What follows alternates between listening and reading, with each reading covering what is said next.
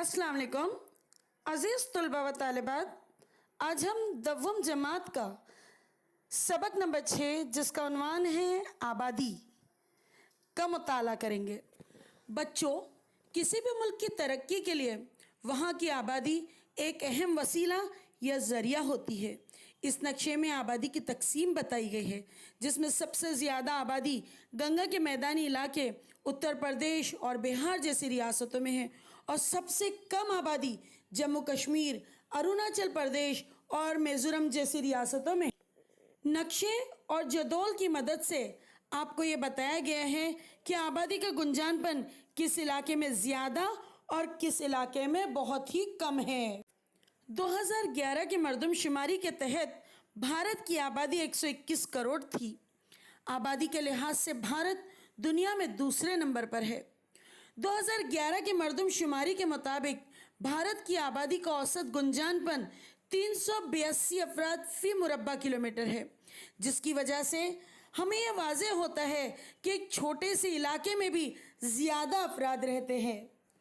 भारत में आबादी की तकसीम गैर मसावी है। कुदरती साख्त, आबो हवा और गुज़र बसर की सहूलियात इन अवामिल के असरात आबादी की तकसीम पर नज़र आते हैं। ज़रख़ेज़ ज़मीन, मैदानी इलाके, पानी की फराहमी, इन सब की वजह से सदियों से भारत के मुख्तलिफ इलाकों में इंसानी बस्तियाँ कायम हैं। ज़राअत और सनत की वजह से बाज़ इलाकों में बड़े पैमाने पर आबादी मरकूज़ हो गई है। मसलन शुमाली मैदानी इलाके, दिल्ली, कोलकाता, चेन्नई, पूना, मुंबई, बेंगलोर वगैरह। कोहिस्तानी पहाड़ी इलाकों, खुश्क सहराई इलाकों में, घने जंगलाती खित्तों में सहूलियात की कमी की वजह से यहाँ इंसानी बस्तियाँ बहुत कम नज़र आती है।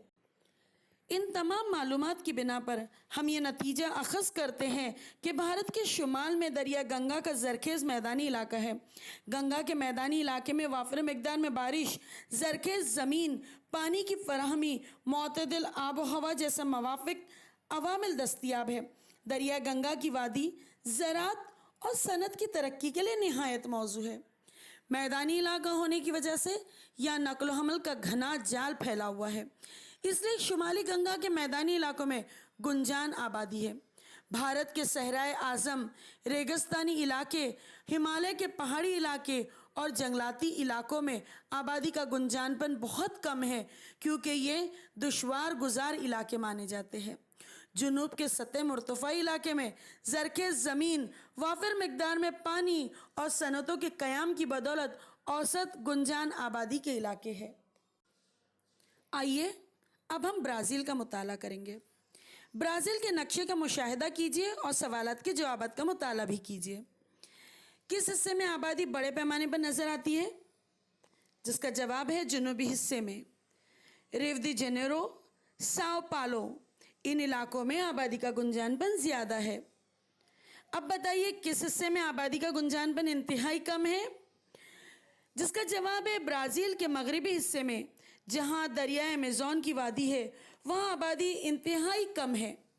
दर्ज बाला नक्शे में कौन से तरीके से तकसीम ज़ाहिर की गई है?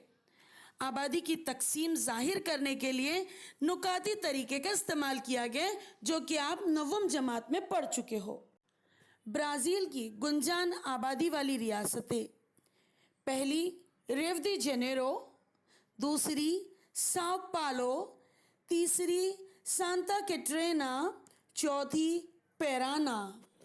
अमेज़न की वादी में गर्म मरतूब आबहवा, ज़्यादा बारिश, घने जंगलात और दुश्वार इलाकों की वजह से ब्राज़ील का मशरक़ी इलाका साया बारह में शुमार होता है।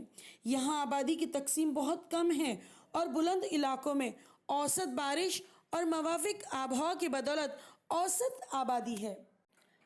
IBGE के तहत ब्राज़ील में भी हर 10 साल में मरदमशुमारी की जाती है। ब्राज़ील में सबसे पहले मरदमशुमारी सन 1873 में की गई थी।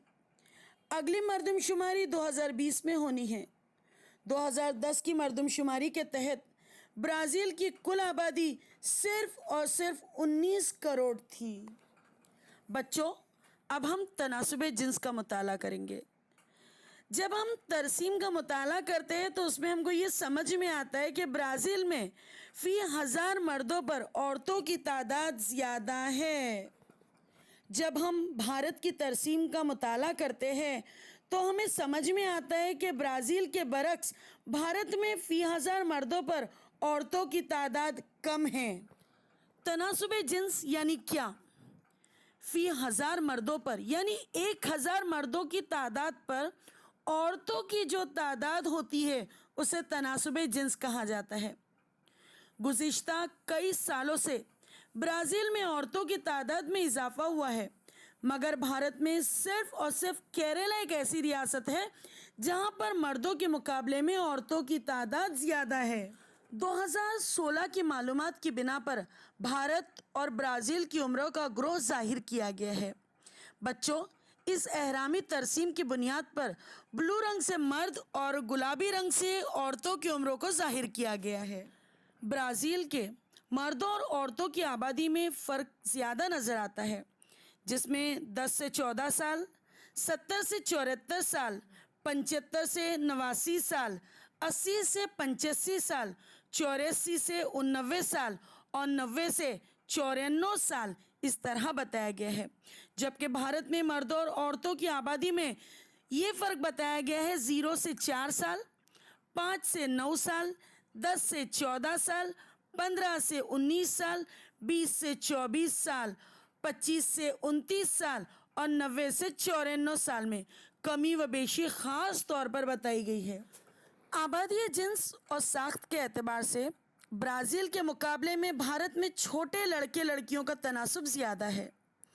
بھارت میں نوجوانوں کی آبادی بھی برازیل کے مقابلے میں زیادہ ہے، یعنی جوانوں کی تعداد ہمارے بھارت میں زیادہ ہے، اس لیے بھارت کو جوان ملک کہا جاتا ہے، جبکہ برازیل میں بچوں اور جوانوں کے مقابلے میں بوڑھوں کی تعداد زیادہ ہے۔